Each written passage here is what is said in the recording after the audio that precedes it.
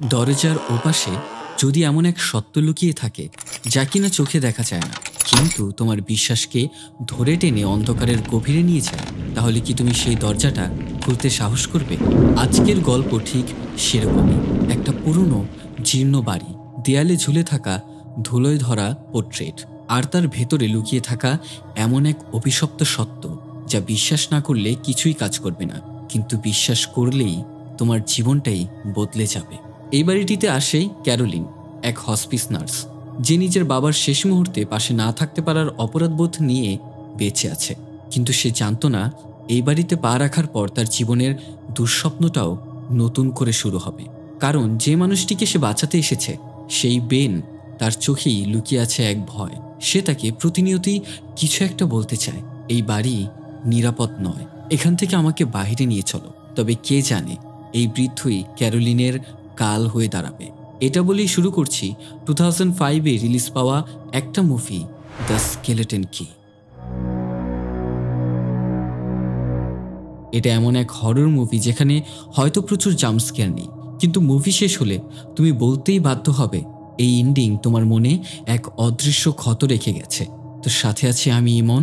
কেমন আছো তোমরা সবাই? আশা করি সবাই খুবই ভালো আছো এবং দীর্ঘ অনেক দিন পর একটা ভালো মুভির খোঁজ পেয়েছি। তো তাড়াতাড়ি চলে আসলাম তোমাদের গল্পটা শোনাতে, কেননা এই গল্পটা রাতের এক অন্ধকারে ঘরের এক ছোট্ট কোণে বসে লেখা। তো শুরু করা যাক আজকের গল্প।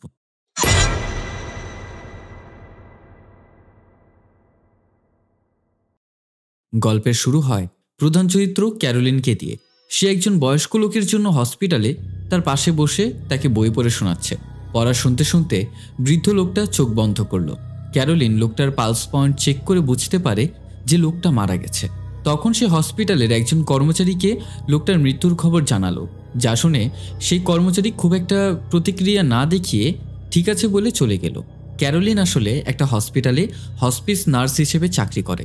যারা জানে না তাদের জন্য বলি, হসপিস নার্স মূলত তাদেরকে বলা হয় যারা মরণাপন্ন রোগীর শেষ সময় পাশে থেকে মানসিকভাবে সঙ্গ দেয়। ক্যারোলিন তার রোগীর শেষ সময়ের ব্যবহার করা জিনিসপত্রগুলো নিয়ে বসে আছে। সে ভাবছে হয়তো রোগীর পরিবারের লোকজন আসবে তার ব্যবহৃত জিনিসগুলো নিতে, বা শেষবারের মতো দেখতে আসবে। তখন আরেকজন কর্মচারী এসে তাকে জানালো তার বাড়ির কেউই আসবে না এইসব আবর্জনা ফেলে দিতে। ক্যারোলিন সেগুলো ফেলতে গিয়েও সে সব কিছু ফেলে দিতে পারল না। মৃত্যু আসলে তখনই কষ্টের যখন তার মৃত্যুতে কেউ কান্না করার মতো বা মৃত্যুর সময় পাশে থাকার মতো কোনো মানুষ না থাকা। এদিকে হসপিটালের লোকজনের কাছে কোনো রোগী মারা গেছে মানে একটা নতুন বেড খালি, নতুন রোগী আর রমরমা ব্যবসা। এখানে নেই কোনো আবেগ, নেই কোনো অনুভূতি, সহানুভূতি পর্যন্ত নেই। ক্যারোলিন ঠিক করেছে এই কাজ শেয়ার করবে না। যেখানে মানুষের কোনো মূল্য নেই সেখানে আর সে থাকবে না। বাসে বসে সে দেখছে নতুন নিয়োগের বিজ্ঞপ্তি। একটা বাড়িতে কেয়ারটেকার ও বৃদ্ধ অসুস্থ বাড়ির মালিকের সেবিকা নিয়োগের প্রয়োজন। ক্যারোলিন তার প্রিয় বান্ধবী জিলের কাছে রাতে এক নাইট ক্লাবের পার্টিতে ক্যারোলিনা তার প্ল্যান পরিকল্পনাগুলো বলে। জিলের কাছে তার এই ভালো চাকরি ছেড়ে ওই কেয়ার গিভারের কাজে যাওয়ার ব্যাপারটা বেশি একটা পছন্দ হয় না। জিল ক্যারোলিনকে বোঝানোর চেষ্টা করলে তার একটাই মত, এই পাষাণ নির্দয় মানুষের হয়ে সে আর কাজ করতে পারবে না। সে তার জীবনে নতুন নতুন কিছু ট্রাই করে দেখতে চায়। যে কথা সেই কাজ। সবুজের সমাহারে বিশাল লম্বা একটা জার্নির পথ ধরে সেই বাড়ির কাছে গিয়ে পৌঁছায়। বাড়িটার নাম ড্যাভারো প্ল্যান্টেশন হাউস, যেটা লুইজিয়ানা শহরের ইউনাইটেড স্টেটসের একটা বায়ু অঞ্চলে অবস্থিত। যারা জানে না, বায়ু অঞ্চল হলো জলাভূমি ঘেরা এলাকা যেখানে বড় বড় গাছের মাঝে জল, কাদা আর কুয়াশা ঢাকা রাস্তা থাকে। ক্যারোলিন নিজের গাড়ি চালিয়ে সেই বিশাল প্রপার্টির ভেতরে আসে। বাড়ির পুরনো পরিবেশ দেখে কিছুটা অবাক হয়। অনেকবার ডাকাডাকি করে লাভ না হলে সে বাড়ির ভেতরেই প্রবেশ করে। বাড়ির ভেতরটা পুরনো অ্যান্টিক জিনিসপত্র দিয়ে খুব সুন্দরভাবে সাজানো। বাড়ির ভেতরটাতে উঠানের মতো খোলা জায়গায় হুইলচেয়ারে বসে থাকা এক বৃদ্ধ বাড়ির মালিক, যার নাম বেন। তার স্ত্রী ভায়োলেট সযত্নে তার চুল কেটে দেওয়ার চেষ্টা করছে। ক্যারোলিন সেখানে গিয়ে উপস্থিত হলে পেছন থেকে এসে হাজির হলো তাদের আইনজীবী লিউক। তাদের প্রপার্টি আর যাবতীয় আইনি দিক দেখাশোনার দায়িত্ব তার। এমনকি কাগজে সেই নিয়োগ বিজ্ঞপ্তি লিউকই দিয়েছিল। লিউক ভায়োলেটের সাথে ক্যারোলিনের পরিচয় করায়, কিন্তু ভায়োলেট ক্যারোলিনের সাথে রুডভাবে কথা বলে। সাথে ভায়োলেট এটাও বলে এই বাড়িকে ক্যারোলিন বুঝবে না। ক্যারোলিন তার এইসব কথায় রেগে চলে যেতে চাইলেও লিউক তাকে বুঝিয়ে বলে বেনের কিছুদিন আগে প্যানিক অ্যাটাক হয়েছে, যার পর থেকে সে হাঁটাচলা আর কথা বলার শক্তি হারিয়েছে। বেন খুব তাড়াতাড়ি হয়তো 1 মাসের মধ্যেই মারা যাবে। কাছের মানুষকে হারিয়ে ফেলার ভয়ে তার ব্যবহার এরকম হয়ে যাচ্ছে। এর আগে এই মহিলা 4 জনকে রিজেক্ট করেছে। এখন ক্যারোলিনেই তার শেষ ভরসা। সে লিউকের কাছে জানতে চায় ওই মহিলা কেন বলল যে সেই বাড়িকে বুঝতে পারবে না। ভায়োলেট এটাতে কি বোঝাতে চেয়েছে? কথাটা লিউক পুরোপুরি উড়িয়ে দিয়ে ক্যারোলিনকে কাজে ফাইনাল করলো। পরদিন জিল ক্যারোলিনকে তার গোছগাছে সাহায্য করে গাড়িতে তুলে দিয়ে তাকে বিদায় জানালো। রাস্তায় একটা পেট্রোল পাম্পে তেল নেওয়ার পর ক্যারোলিন টাকা দিতে ভেতরে প্রবেশ করে। দরজায় লাল ইটের গুঁড়ো দিয়ে দাগ কাটা যেটা পার করে ক্যারোলিন ভেতরে ঢুকে। জায়গাটা বেশ পুরনো আর অ্যান্টিক জিনিস দিয়ে বোঝাই করা। ভেতরে ঢুকে একটা পুরনো সিডির রেকর্ডারে কোনো এক প্রেয়ার শুনতে পায়। সাথে একজন বাচ্চা কোলে বৃদ্ধাকে দেখে হঠাৎ চোখের সামনে চলে আসতে দেখে ক্যারোলিনা চমকে যায়। একজন মধ্যবয়সী মহিলা তাকে নিয়ে সেখান থেকে সরে যায়, আর সেখানেই সেই মহিলার স্বামী এসে অদ্ভুতভাবে কথা বলতে দেখে কোনো রকম টাকাটা দিয়ে ক্যারোলিন সেখান থেকে বেরিয়ে পড়ে। এখন ডেভারো প্ল্যান্টেশন হাউসে এসে নিজের জিনিসপত্রগুলো গুছগাছ করে রাখে, যেখানে তার আর তার বাবার ছবিও ছিল। এরপর সে বেনকে দেখতে চলে যায়। ভায়োলেট তাকে বেনের খাবার দাবার ওষুধপত্র বুঝিয়ে দিল, সাথে বাড়ির সম্পর্কে তাকে জানায়। এই বাড়িতে মোট 30টা রুম, প্রতিটা রুমের আলাদা আলাদা চাবি আছে। শুধুমাত্র মাস্টার কি যা দিয়ে সব রুমের দরজা খোলা যাবে সেটা বাড়ির মালিকের কাছে থাকে, যেটা কিনা স্কেলেটন দিয়ে তৈরি। ভায়োলেট তখন ক্যারোলিনকেও একটা চাবি দিল। এরই সাথে ভায়োলেট তাকে বাড়িটা ঘুরে দেখায় এবং সে স্ট্রিক্টলি না করে দেয় সে যেন উপরের টঙের ঘরটার মধ্যে প্রবেশ না করে। ভায়োলেট ক্যারোলিনকে তার পরিবার সম্পর্কে জিজ্ঞাসা করলে ক্যারোলিন জানায় সে ছোটবেলায় মাকে পায়নি, বাবার কাছেই মানুষ হয়েছে। কলেজের পর ক্লাব, পার্টি, বন্ধুবান্ধবের পাল্লায় পড়ে বাইরে বাইরে সময় কাটাতে থাকতো। এরই মাঝে তার বাবা রোগে আক্রান্ত হয়ে গত বছরই মারা গেছে। হয়তো এটাই তার এই পেশায় আসার কারণ। ভায়োলেট ক্যারোলিনকে এই বাড়ির পূর্ব ইতিহাস সম্পর্কে আরও জানায়। বেন আর ভায়োলেট এই বাড়িটা 2 ভাই বোন থেকে কিনেছিল, তাও বহু বছর আগে। মেয়েটার নাম ছিল ম্যাডেলিন আর ছেলেটার নাম ছিল মার্টিন। তারা খুব ধনী পরিবারের সন্তান ছিল। উত্তরাধিকার সূত্রে তারা এই বাড়িটা পেয়েছিল। বেশ অনেকগুলো বছরই তারা এখানেই ছিল, তবে আর্থিক সংকটের মুখে পড়ে তারা বাড়িটা বিক্রি করেছিল। তাছাড়া সে এই বাড়িতে থাকতে গেলে কিছু নিয়মনীতি মেনে থাকার কথাও জানায়। বাড়ি ভর্তি অ্যান্টিক জিনিসপত্র। ভায়োলেট সেই ভাই বোনদের ছবি ও ফ্রেম বন্দি করে রেখেছে। ক্যারোলিন ফ্রেমটিতে হাত দিতেই তার একটা ছবি বের হয়ে আসে, যেখানে ভাই বোনের জুটির সাথে আরও 2 জনেরও ছবি ছিল, যার পেছনে লেখা কারোর নাম। এক পাপা জাস্টিফাই আর দ্বিতীয়ত মামা সিসিল। ক্যারোলিন লক্ষ্য করে পুরো বাড়িতে একটাও আয়না নেই। সে ক্যারোলিনকে একটা ফালতু কারণ দেখিয়ে বলে বুড়ো বয়সে আয়নার মুখে বয়সের ছাপ দেখতে ভালো লাগে না, এই জন্য পুরো বাড়ির সব আয়না বিক্রি করে দিয়েছি। ক্যারোলিন চাইলে নিজের পার্সোনাল ব্যবহারের জন্য একটা পকেট মিরর রাখতে পারে, তবে এই বাড়িতে বড় আয়না টানানো নিষেধ। সাথে এটাও বলে ভায়োলেট সিগারেট খায়। ক্যারোলিন যেন এই স্বভাবটার সাথে মানিয়ে নেয়, কারণ ক্যারোলিন সিগারেট খায় না। এখন পরদিন সকালে বাগানে ক্যারোলিন বেনের খেয়াল রাখছিল, আর ভায়োলেট নিজের গাছপালার পরিচর্যা করছে। ক্যারোলিনের কেন জানি বারবার মনে হয় বেন তাকে কিছু বলতে চায়। বেনের মধ্যে হয়তো সে নিজের বাবাকে খুঁজে পাচ্ছিল, তাই হয়তো এজন্যই তার এরকম মনে হচ্ছে। ভায়োলেট ক্যারোলিনকে জিজ্ঞেস করে সে কি কোনো ধর্মে বিশ্বাস করে কিনা। সে এর উত্তরে জানায় বিশ্বাস করে, তবে অন্ধবিশ্বাস করে না। তখন ভায়োলেট ক্যারোলিনকে সিঁড়ির পাশে স্টোর রুম থেকে একটা কৌটায় রাখা বীজগুলো আনতে বলে। সে বীজ আনতে গিয়ে কৌতূহলবশত মাস্টার কি দিয়ে সেই স্টোর রুম খুলে এবং সে রুমটা এক্সপ্লোর করতে শুরু করে। রুমটাতে অ্যান্টিক জিনিসের পাশাপাশি বিভিন্ন রকমের সংরক্ষিত মানব আর পশু পাখির দেহাবশেষ আছে। বিভিন্ন মিউজিয়াম বা বৈজ্ঞানিক পরীক্ষাগারে যেমন লিকুইড পানিতে ডুবানো থাকে প্রাণীর দেহ বা অংশ, ঠিক সেরকমই। ক্যারোলিনের দেরি দেখে ভায়োলেট সেখানে চলে আসলে ক্যারোলিন নিজেকে লুকিয়ে ফেলে। এইসবের পর ক্যারোলিন ভায়োলেটকে জিজ্ঞেস করে বেনের এই অবস্থাটা সেই স্টোর রুমের মধ্যে থাকাকালীন সময়ে হয়েছে কিনা, বেন কেন গিয়েছিল সেই স্টোর রুমে, আর কি করে হলো তার এই অবস্থা। ভায়োলেট তার কোনো উত্তর না দিয়ে বলল বেনের কাছে থেকে এইসব জেনে নিও। এখন রাতে গোসল সেরে ক্যারোলিন ঘুমাতে যাওয়ার সময় তার অদ্ভুত এক ধরনের অস্বস্তি হচ্ছিল, তাই সে বেনের রুমে তাকে দেখতে গেলে সেখানে বেনকে না পেয়ে তাকে খোঁজাখুঁজি করা শুরু করলো। বাহিরে তখন প্রচণ্ড বৃষ্টি। ক্যারোলিন জানালার পাশে গিয়ে দেখতে পায় বেন জানালার পাশের রেলিংয়ে হামাগুড়ি দিচ্ছে, যেন সে এই বাড়ি থেকে পালিয়ে যেতে চায়। ক্যারোলিনের বারবার ডাকাডাকির পরও বেন থামে না। সেখান থেকে সে মাটিতে পড়ে যায়। তখন ক্যারোলিন ভায়োলেটকে ডাকাডাকি করে এবং নিচে গিয়ে সে বেনকে সামলায়। বেনের আবারও প্যানিক অ্যাটাক হয়েছে। ক্যারোলিন ঘর থেকে হুইল চেয়ার আনতে গিয়ে দেখতে পায় বেনের রুমে সাদা চাদরে লিখেছে হেল্প মি। চাদরটা নিজের ঘরে রেখে সে রাতের মতো সব ব্যাপার সামলে নেয়। কিন্তু ক্যারোলিনের মনে একই প্রশ্ন, কেন বেন এই বাড়িতে থাকতে চায় না? সে বারবার ভেবেই চলেছে বেন তাকে কি বলতে চায় বা কি বোঝাতে চাইছে। পরদিন সকালে লিওক বাড়িতে আসলে তার নিজের রুমে ডেকে কাল রাতের সব ঘটনা তাকে সেই চাদর দেখাতে গেলে ক্যারোলিন দেখতে পায় সাদা চাদরের সেই লেখাটা আর নেই। এরপর ভায়োলেট এসে লিওককে ডেকে নিয়ে চলে যায়। ক্যারোলিন এখন নিজেই আবার সেই স্টোর রুমে ভায়োলেটের চোখ ফাঁকি দিয়ে ঘুরে দেখা শুরু করলো এবং সেখানে সে একটা অ্যালবাম আর কিছু জাদুমন্ত্রের মতো লেখা বই থেকে একটা সিডি পায়। সাথে এই বাড়ির সব আয়নাগুলো এইখানটাতে দেখতে পায়। সেখানে ভায়োলেট এসে পড়ায় লুকাতে গিয়ে দুর্ঘটনাবশত একটা সংরক্ষিত কৌটা পড়ে ভেঙে যায়। ভায়োলেট ক্যারোলিনকে সেখানে না দেখতে পেয়ে সেও চলে যায়। এরপর ক্যারোলিনা আসে শহরে। জিলের বাড়িতে সেই সিডিটা চালিয়ে শুনছিল। ক্যারোলিন এরপর সে বাড়ির স্টোর রুম সম্পর্কে সবটা জানালে জিল তাকে বলে সেটা আসলে ভুডুর রুম ছিল, হয়তো সেটাতে তুমি ঢুকে পড়েছিলে। ভুডু হলো একটা ধর্ম, সেটা পশ্চিম আফ্রিকা বা খ্রিস্ট ধর্মের একটা মিশ্রণ। তার বিপরীতে ভুডু হলো একটা জাদুবিদ্যা।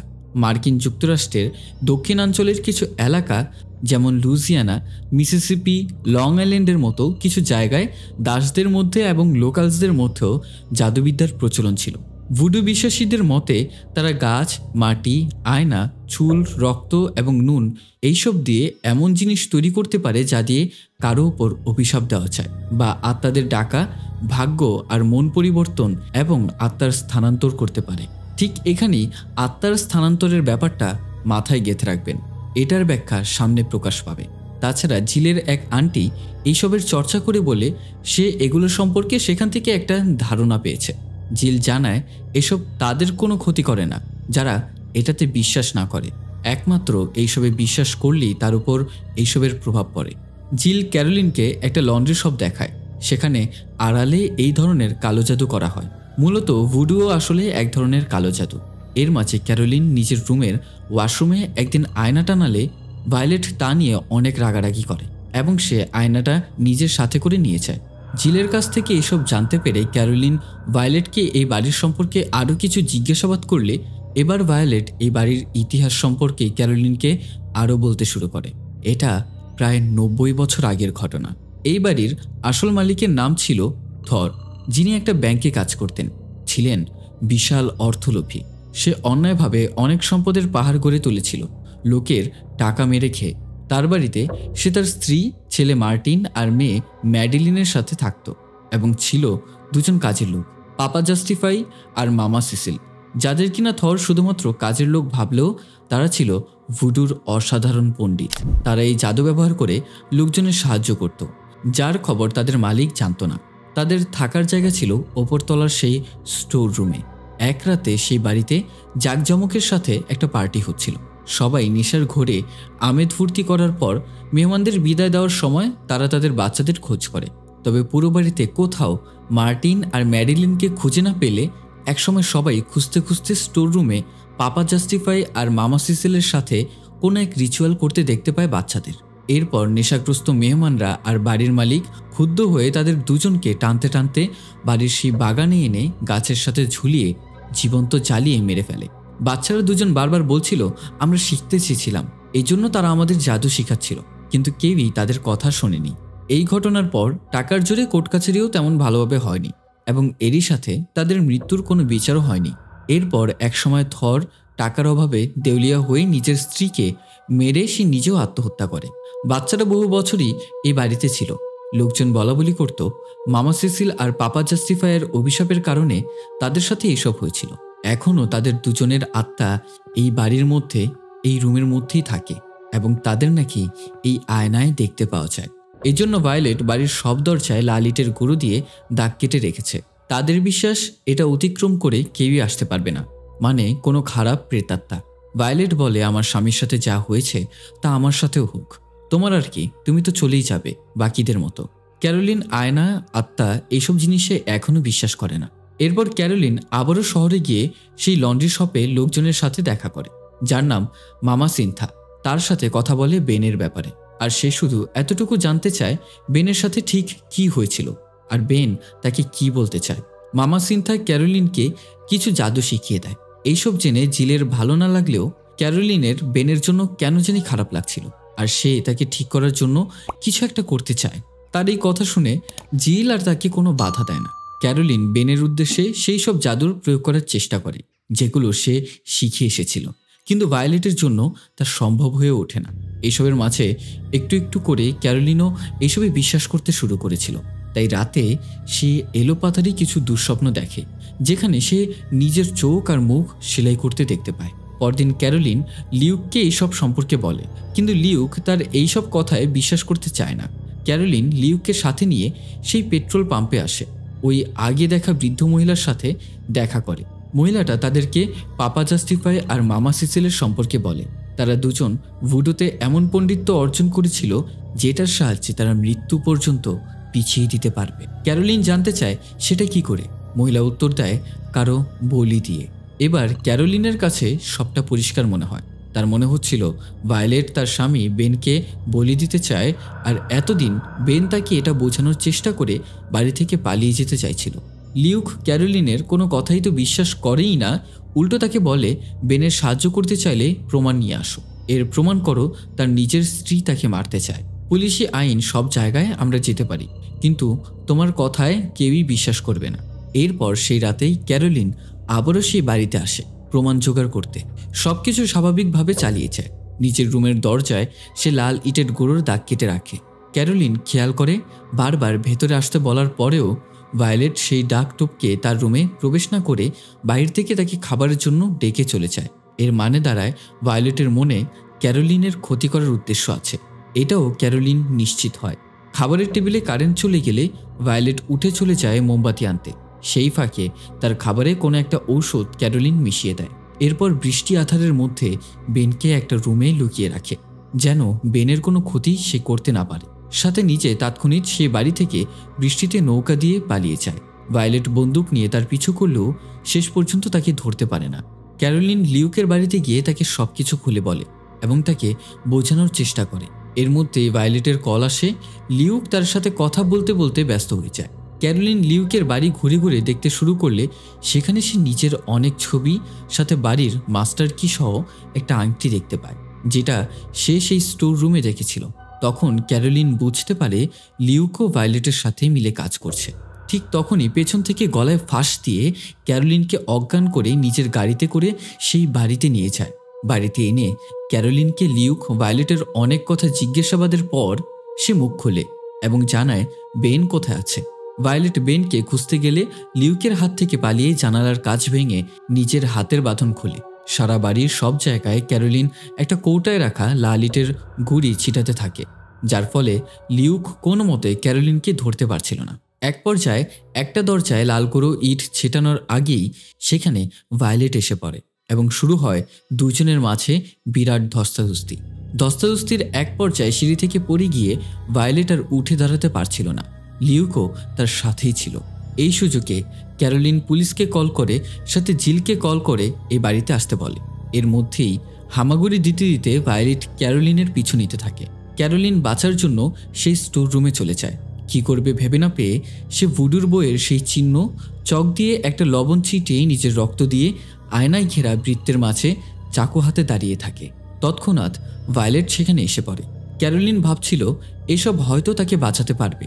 ভায়োলেট হাসতে হাসতে ক্যারোলিনের দিকে একটা আয়না ছুরি দিলে সে তাতে ম্যাডেলিন সহ আরও দুজনের মুখ দেখতে পায়। শেষে দেখতে পায় মামা সিসিলের মুখ। ঠিক তখন ক্যারোলিন আর ভায়োলেট অজ্ঞান হয়ে যায়।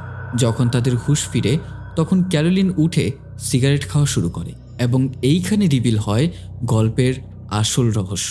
ভিডিওর একটা পর্যায়ে বলেছিলাম আত্মা স্থানান্তরের বিষয় বা সোল ট্রান্সফারের বিষয়টা মনে রাখতে। এখন কথা হচ্ছে পাপা জাস্টিফাই আর মামা সিসিলের বলিদানের মাধ্যমে আয়ু বাড়াতো না, বরং তারা অন্য শরীরে নিজেদের আত্মা প্রতিস্থাপন করে তারপর শরীর বদলে নিত। অর্থাৎ এতদিন বেনের শরীরে ছিল লিউকের আত্মা, আর লিউকের শরীরে ছিল পাপা জাস্টিফাই, আর ভায়োলেটের শরীরে ছিল মামা সিসেলের আত্মা। তারা দুজন আসলে কখনোই মারা যায়নি। আগুনে যাদের মারা হয়েছিল তারা ছিল মার্টিন আর ম্যাডেলিন। ভায়োলেটের শরীর বয়স্ক হয়ে গিয়েছিল, তাই মামা সিসেলের প্রয়োজন ছিল নতুন শরীর, যার জন্য ক্যারোলিনকে নির্বাচন করা হয়েছিল। পাপা জাস্টিফাই তো আগে থেকেই লিউকের শরীর পেয়ে গিয়েছিল, কিন্তু ক্যারোলিন যেহেতু ভুডুতে বিশ্বাস করে না, আর বিশ্বাস না করলে ভুডু কাজও করবে না, তাই তারা সব পরিকল্পনা করে যেন ধীরে ধীরে ক্যারোলিন জাদুতে বিশ্বাস করে। এবং যখন ক্যারোলিন এইসবে বিশ্বাস করতে শুরু করে, ঠিক তখনই তারা সুযোগের সদ্ব্যবহার করে এবং পরিবর্তন করে নেয় ক্যারোলিনের সাথেই তার আত্মা। সকালে পুলিশ আর জিলও সেখানে আসে। তাদেরকে সব ঘটনা লিউক বুঝিয়ে বলছে। জিলকে দেখে ক্যারোলিন কিছু বলে বোঝানোর চেষ্টা করলে ভায়োলেটের শরীরে থাকায় জিল তাকে পাত্তা দেয় না। জিলকে প্রথমে ক্যারোলিনের শরীরে থাকা মামা সিসিল চিনতে না পারায় তার নাম শুনে তাকে জড়িয়ে ধরে সে। লিউক জিলকে বলে ক্যারোলিন ভায়োলেটের জন্য এতদিন অনেক করেছে। জিল পাল্টা প্রশ্ন করে, এইসব আপনি কিভাবে জানলেন? লিউক তাকে জানায় ভায়োলেট এই বাড়িটা ক্যারোলিনের নামে উইল করে দিয়েছে। এটাই কি যথেষ্ট প্রমাণ নয়? এবং এখানেই ভায়োলেটের শরীরে থাকা ক্যারোলিন আর বেনের শরীরে থাকা লিউক কখনোই কাউকে বলতে পারবে না বা বুঝাতেও পারবে না তাদের সাথে ঠিক কি হয়েছে। এভাবেই অসহায়ের মতো হয়ে পড়ে থাকতে হবে। আর হয়তো এই নতুন শরীরগুলো বুড়িয়ে গেলে মামা সিসিল আর পাপা জাস্টিফাইও নতুন শিকারের সন্ধান করবে। এজন্যই তো বলে সব কিছুতে বিশ্বাস করতে নেই। ভয়কে মনের মধ্যে স্থান দিলেই ভয় তোমাকে আরও জেঁকে ধরবে। তো এই ছিল স্কেলেটন কি মুভির ঘটনাটা কেমন লেগেছে, তাছাড়া আমার এক্সপ্লেনেশন কেমন লেগেছে তা অবশ্যই কমেন্ট করে কিন্তু জানাতে ভুলবে না। এবং যেভাবেই হোক এই ভিডিওতে কমপক্ষে 1500 লাইক কমপ্লিট করতে হবে। তাছাড়া তোমরা 80% অডিয়েন্স কিন্তু সাবস্ক্রাইব করতে ভুলে যাও। একটা সাবস্ক্রাইব করতে কতক্ষণই বা লাগে? জলদি সাবস্ক্রাইব করে দাও এবং অপেক্ষায় থাকো আমার চ্যানেলে নতুন নতুন সব ভৌতিক ঘটনাগুলোর জন্য। তাছাড়া দেখা হচ্ছে পরবর্তী মুভিতে। Good bye.